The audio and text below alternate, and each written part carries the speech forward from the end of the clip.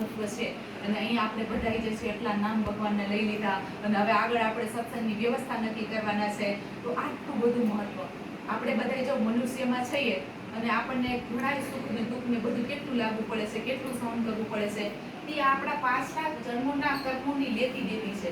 હવે જો આ લેતી દેતીને આપણે ખતમ ન કરીએ ને તો પહેલા આ જ વખતે તો આપણને મળી ગયો મનુષ્ય જન્મ, આગળ તો પતંગી બનશું કે કૂતરું બનશું. હું ભાગવતમાં ચોથા દિવસે વર્ણન કરતી હોય ને નરકનું, તો એમાં એ નરકના વર્ણનમાં આપણે એવા જ કર્મો કરીએ છીએ કે મર્યા પછી સીધું નરકમાં જ જવાનું છે. અને અહીંયા કેટલું ભોગવવાનું ખબર? જે લોકો ખાલી મા બાપની આજ્ઞા ન માનતા હોય, શાસ્ત્રો વેદોને ન માનતા હોય, એને અહીંયા નરકમાં જ્યારે લઈ જવામાં આવે તો એક યાતના દેહ દેવામાં આવે. યાતના દેહ કેવો હોય તો કે એમાં તમારું આ શરીર ન હોય, એક સૂક્ષ્મ શરીર હોય. એ સૂક્ષ્મ શરીર વારે ઘડીએ મૂર્છિત થઈ જાય પણ એ મરે નહીં ક્યારે. દુઃખ સહન કરવાનું, બેહોશ થઈ જવાનું, પણ પાછું એને જીવતું થઈ જવાનું. તો આવા જીવને એક આમ કહેવાય ને કે તાંબાનું આખી આખી 10 યોજન લાંબો એક રોડ હોય, તાંબાનો બનેલો હોય, લોઢાનો તાંબો.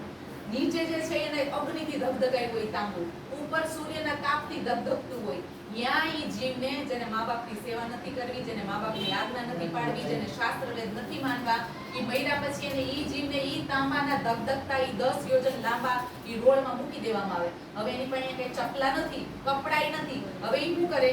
બેહવા જાય તો દગે, ભાગવા જાય તો દગે, ક્યાં જાવું એને? તો ઈ બિચારો પછી મૂર્છિત થઈ જાય. ખાવા પીવા કાંઈ તો દેવાનું નથી, કારણ કે અહીંયા તો નરકની યાતના ભોગવવાની છે. મૂર્છિત થઈ જાય, પાછો ભાનમાં આવે, પાછો ભાગવા માંડે. આવું એને ક્યાં સુધી કરવાનું? તો કે આવું ઈ જીવને એના જેટલા રૂવાડા છે ને એટલા 1000 વર્ષ સુધી એને ભોગવવાનું હોય. તમે વિચારો, આપણા રૂવાણાની કોઈ ગણતરી છે?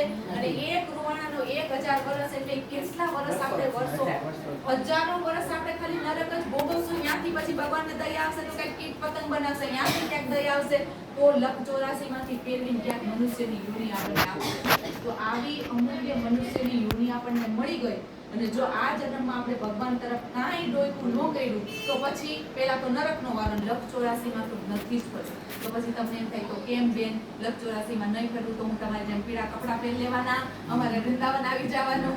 તો ભાઈ એવું એ કાંઈ નથી કરવાનું. એના બધા રસ્તા છે. ભગવાને કીધું કે તમને ગ્રસ્તીઓને તો તમને ગ્રસ્તી એટલા માટે આપી છે કે સરળતાથી